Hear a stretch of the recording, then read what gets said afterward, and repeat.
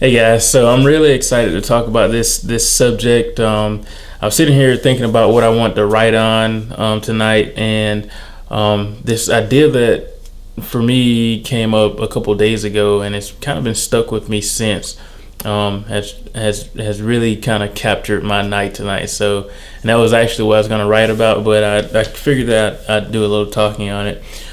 So a couple of days ago, I wrote this status on Facebook, and it went along the lines of, how being yourself is the best person that you can be. How, you're gonna get the most out of life if you spend time investing in, knowing who you are and being the best who you are, rather than being someone else.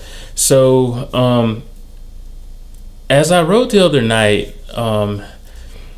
I got to this point where I started thinking about this whole idea of self-actualization and self-discovery. So self-discovery was actually the subject of that writing, but it led to self-actualization, which they sort of tie hand in hand. So with self-discovery, for me, that is, like I said before, spending time investing in who you are, discovering who you are and what you're about and what drives you in life, the things that you're passionate about, the things that move you, those things that you really care deeply about. So, it's when you do that you really put yourself in a position to actually enjoy life. But when the word self-actualization hit me as I was writing the other night, it got me really excited because I found, to me, that I believe that is the key to not only, for me, for example, to reaching my objectives in life and to fulfill my purpose and reach fulfillment in life. It's not only something that applies to me. This applies to many other people, and many of you may have heard. Actually, I was talking to a friend of mine earlier today. She texted me while I was at work, and she mentioned the video the post that I had made. And she had mentioned Maslow's hierarchy of needs. I think I'm pronouncing his name right. He's either Maslow or Maslow, however you say it. So this is something that I've heard of years ago. Whether it was, I can't remember whether it was high school or perhaps my first semester of college, maybe during psychology or whatever class I was taking. But yeah, this hierarchy of needs, what it is, and I have it up on my laptop here.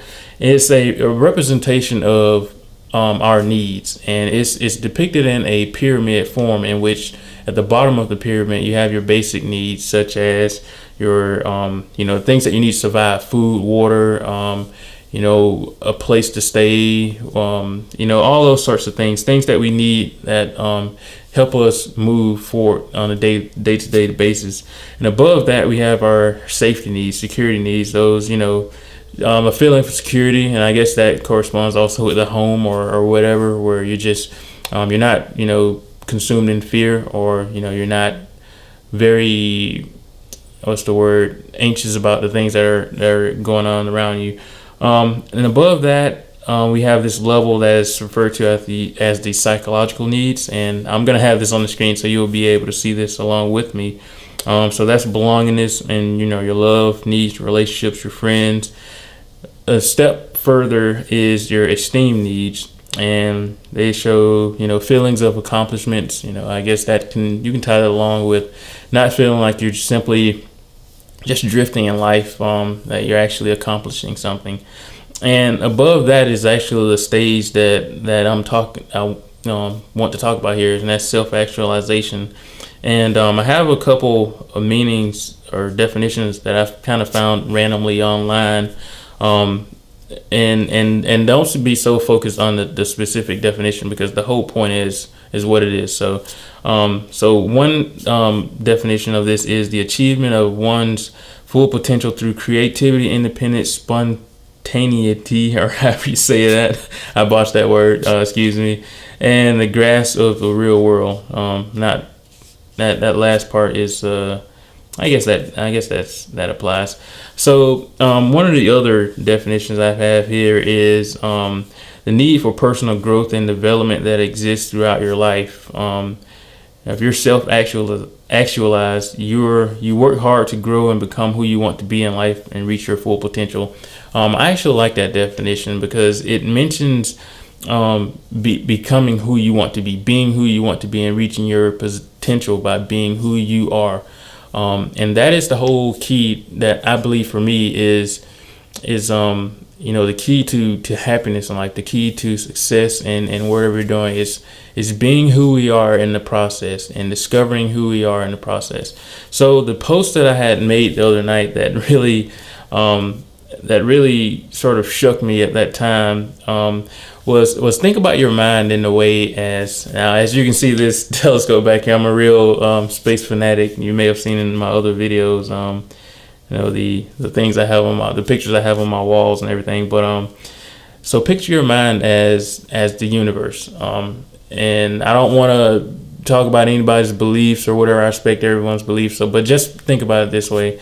The whole Big Bang Theory, picture that as your mind. From the moment you're born, think of your mind as an expanding universe.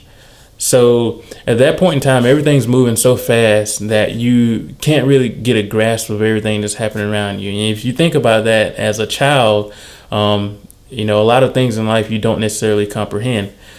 But as you grow older, you begin to learn, you begin to grow. Now, if you know much about the expansion of the universe, you may know, or as it's theorized, that the expansion of the universe is slowing as time goes on. So think about that also.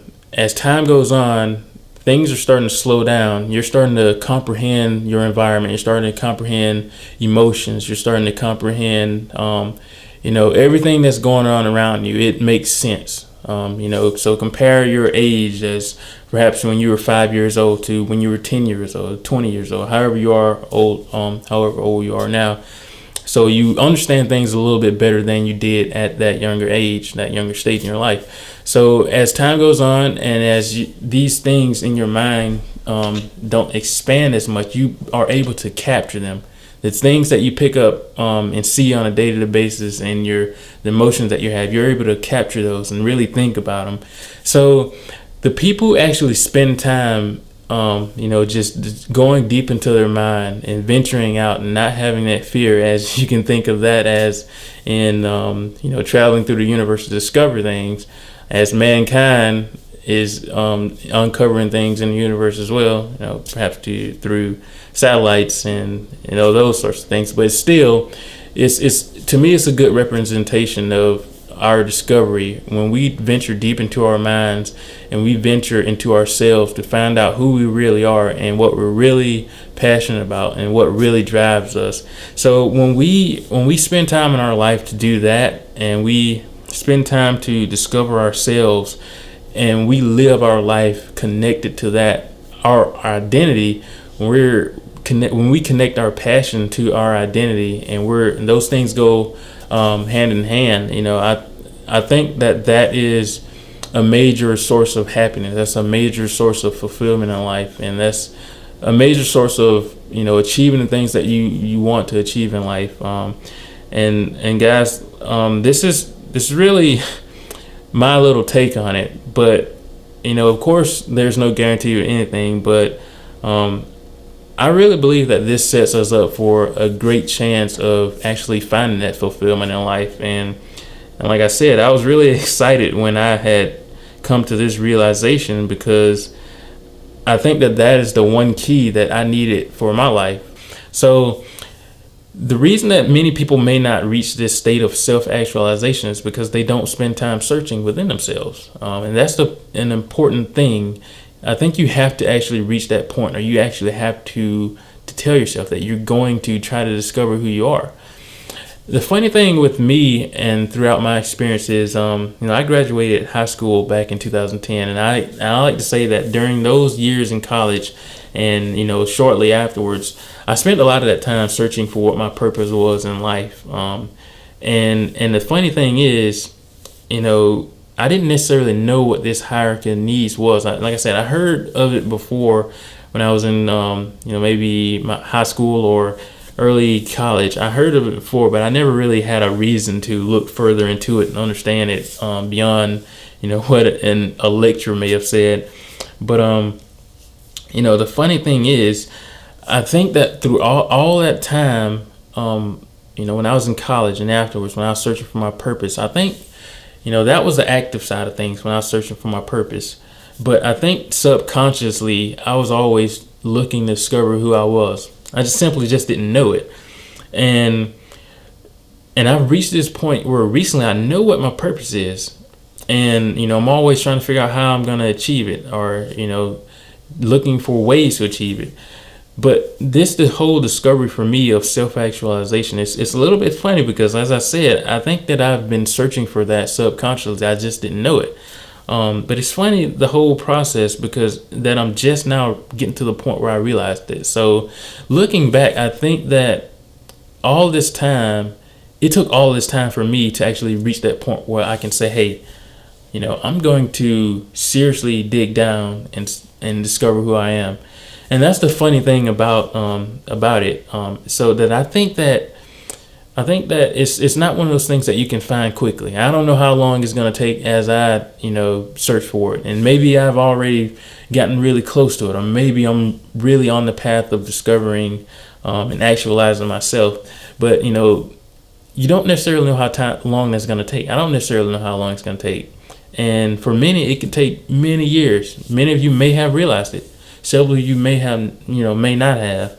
But the thing is, you really have to get to that point to have a reason why you want to realize who you are. It has to have meaning to you. That's what I'm trying to say. It has to have meaning to you, because if it doesn't, you won't actively pursue it. You may think you want to pursue it, but you don't. And discovering that, you really have to dig down deep into your mind and discover those thoughts that are far out there, and actively pursue who it is that you are. Not necessarily who you want to be, but pursue who you are, and because you already who you are. A lot of us may have gotten altered by the environment. We may have gotten altered by our friends throughout time based on external factors, but deep down, we're still who we are. And that expansion of who we were from when we were born. I think that is what we should spend our time trying to, put those pieces back together, discover those pieces and make sense of them. And those are pieces of ourselves. That's how we self-actualize. So before this video gets out of hand, guys, that's really all I want to talk about. I really want you to take time and think about this whole idea of self-actualization and how it could very well be the difference between happiness for you and fulfillment, and continue on drifting, not necessarily knowing who you are. And this goes beyond simply saying, I think I know who I am, or this is who I am. Seriously, put some hours into it, put some days, years into it, and actively pursue who you are along the process of, trying to achieve, of course. So, that very well may be the key to your success and happiness and fulfillment in life. So guys, that's all I want to talk about. I hope that you've enjoyed this video. I hope it wasn't too long for you. If you're enjoying the content, I hope that you'll stick around for more. And I'd really like to hear your thoughts on this topic. So if you would, leave them in the comments. Stick around, and I'll see you later.